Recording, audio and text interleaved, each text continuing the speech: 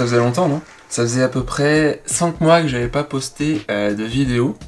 Et pour cause, c'est très simple, en fait, on a emménagé dans cette maison il y a à peu près 2 ans. Je vais quitter mon travail et essayer de me focus sur les travaux assez rapidement. LOL, le mec pensait qu'en 2 mois, voire 1 an, c'était plié. MDR. Donc du coup, à un moment donné, il y avait plus d'argent qui rentrait, donc forcément les travaux c'est un peu plus compliqué. Donc du coup, j'ai dû me remettre au travail.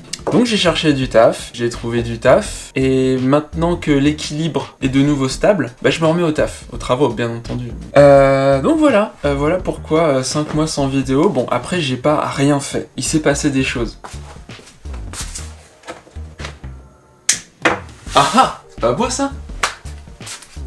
Je suis sûr qu'on me voit avec mon...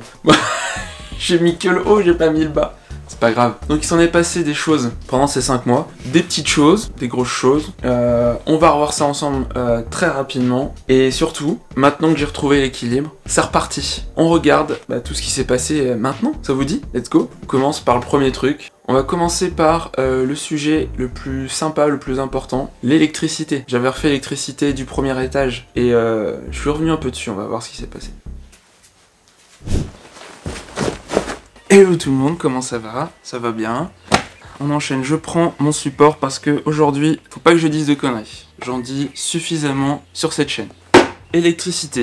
Dans une vidéo précédente, j'ai installé ce tableau électrique. Et en fait, ça fait déjà quelques mois qu'il est là. Hein. Et plus je passais devant, plus j'installais des câbles et plus je me disais, il y a quand même un truc qui cloche. Enfin, il y a des choses, j'ai l'impression que ça va pas. Et je sais pas comment je suis passé à côté, mais j'ai fait des petites recherches ultra simples. Premier lien sur Google qui m'expliquait tout ce que j'avais fait de mauvais. Je suis en train de passer des câbles au-dessus de la future salle de bain dans le but de plaquer tout ça, cloisonner tout ça et faire la salle de bain. Donc du coup en fait je me suis posé la question, est-ce que j'ai fait? Est-ce que c'est bien? Il y a des choses bien et il y a des choses c'est pas bon. C'est pas bon du tout. Je vais essayer d'y aller étape par étape. On va commencer, donc si on se souvient bien, j'ai passé un câble électrique du tableau principal qui se trouve au rez-de-chaussée, que j'ai refait aussi dans une vidéo. Ce tableau principal, de là, j'ai tiré ce câble-là vers ce tableau secondaire. Ça va pas, parce que le tableau secondaire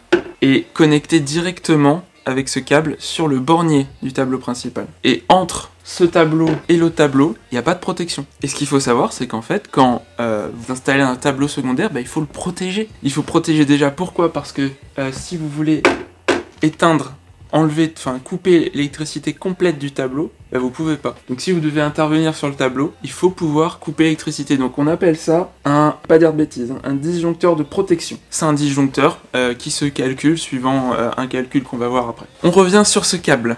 C'est un câble profil, phase neutre terre, de 10 mm². Je crois que j'ai juste trouvé l'information du style, si vous avez un tableau secondaire, eh bien il faut 10 mm². Et j'ai pas cherché plus loin. Fatale erreur! Fatale erreur! En fait, c'est assez simple pour savoir quelle section de câble il faut quand vous voulez faire un tableau secondaire. C'est très très simple. Donc tout ce que j'ai trouvé, c'est sur le site schéma-électrique.net. Franchement, trop bien. Il y a les calculateurs pour calculer tout ce que vous avez besoin.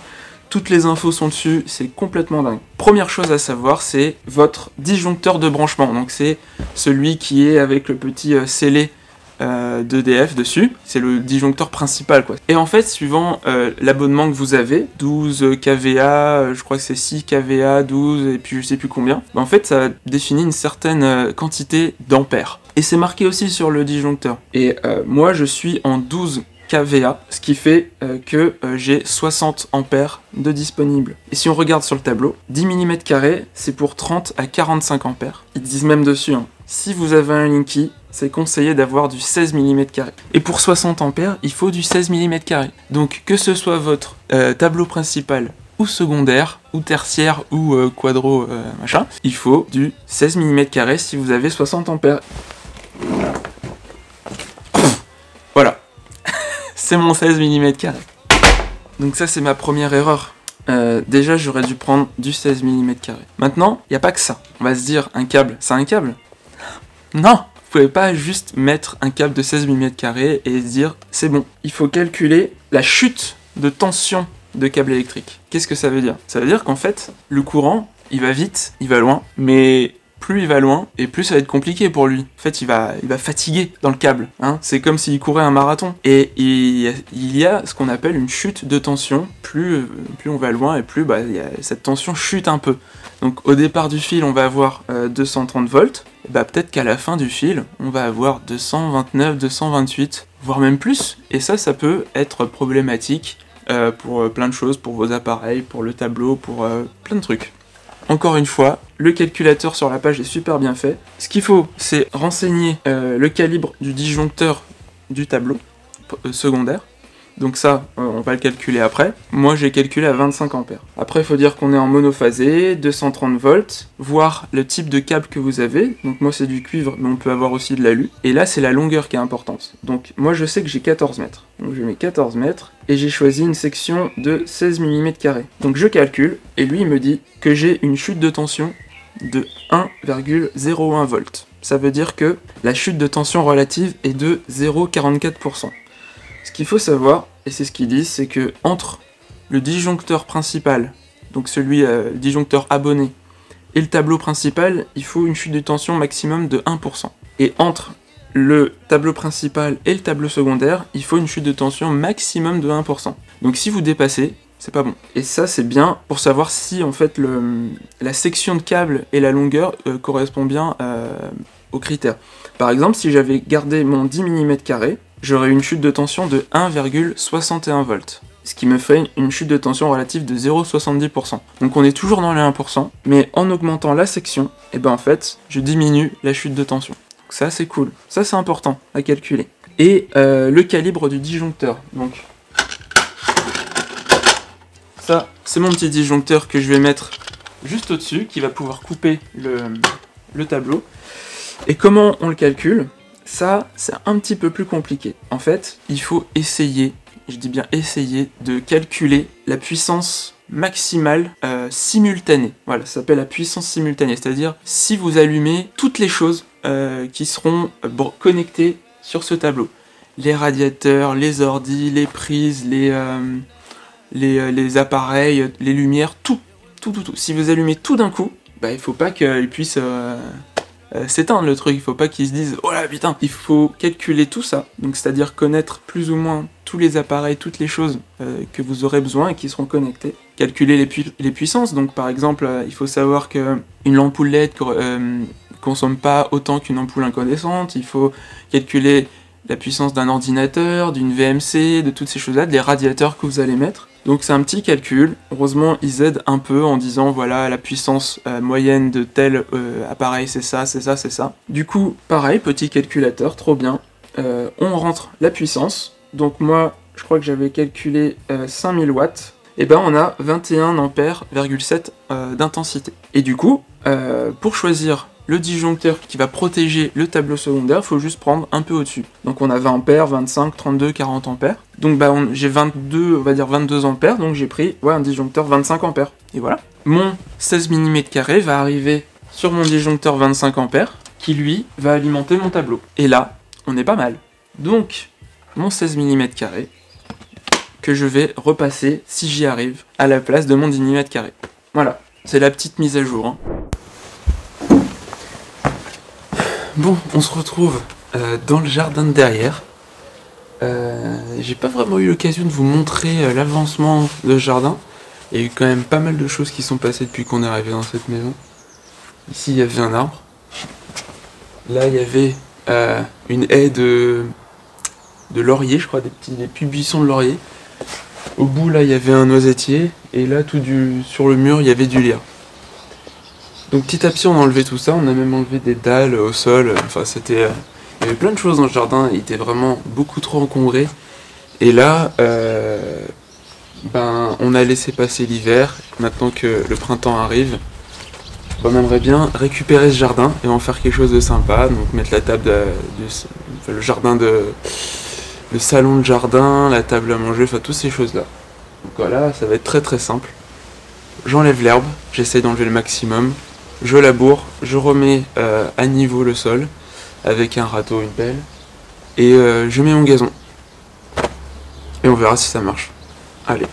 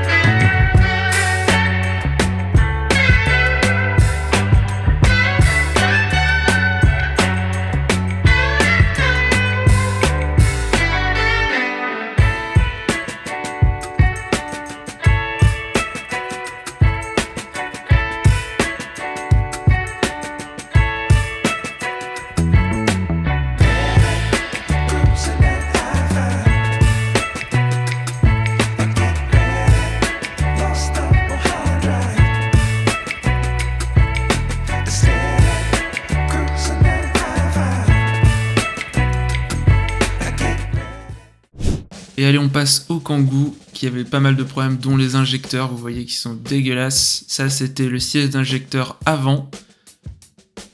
Et le siège d'injecteur après, donc c'est un peu plus propre. Voilà, ça j'ai réparé sur le Kangoo. Ça c'est le différentiel, il y avait un joint qui fuyait.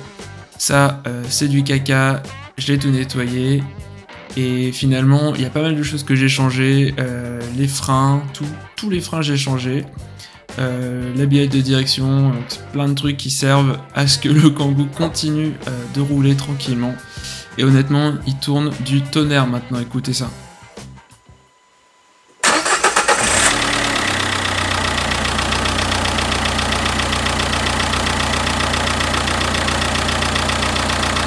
C'est franchement parfait.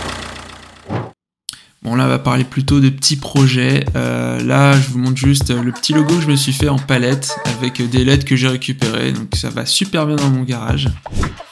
J'ai aussi fabriqué avec que de la récup bien sûr, donc avec des solives et puis l'ancien plancher des combles. Bah, je me suis fait une petite table de salle à manger, vraiment très stylée. Donc les finitions sont à revoir, hein. Je suis pas menuisier mais franchement elle est très bien.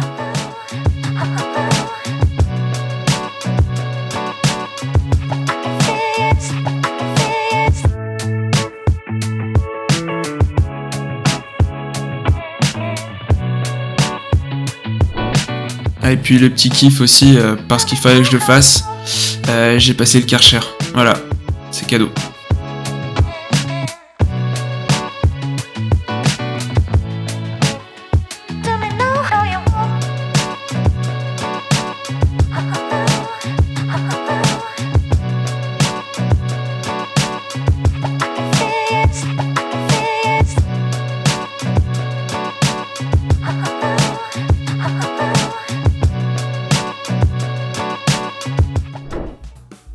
Bon, le ballon d'eau chaude. Ah, encore une histoire ça.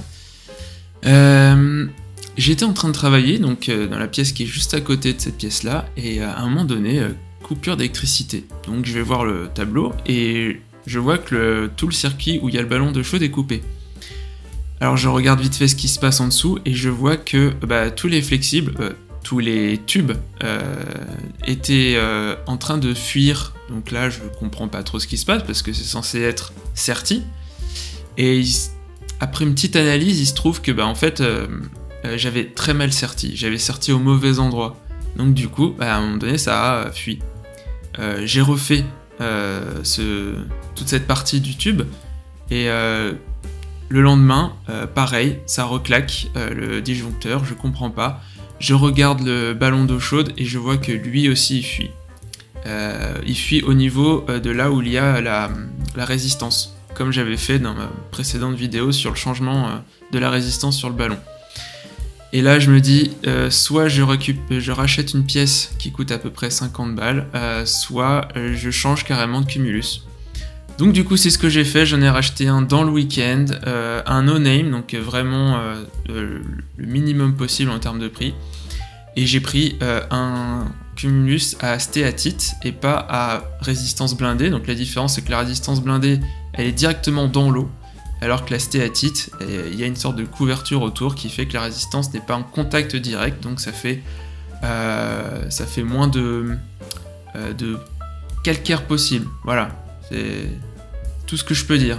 Donc j'ai changé ça. Le tube est très bien scellé maintenant, est très bien serti. Le ballon fonctionne très bien. Je suis assez content. Voilà.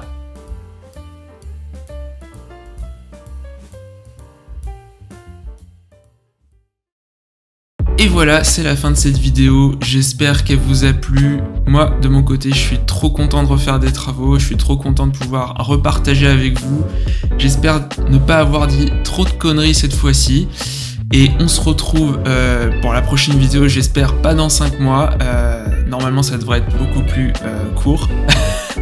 Avec une petite plateforme custom fait maison pour pouvoir isoler la partie qui est juste au-dessus des escaliers, parce qu'il y a quand même 5 mètres de haut, voilà. Donc, amusez-vous bien et à la prochaine. Salut.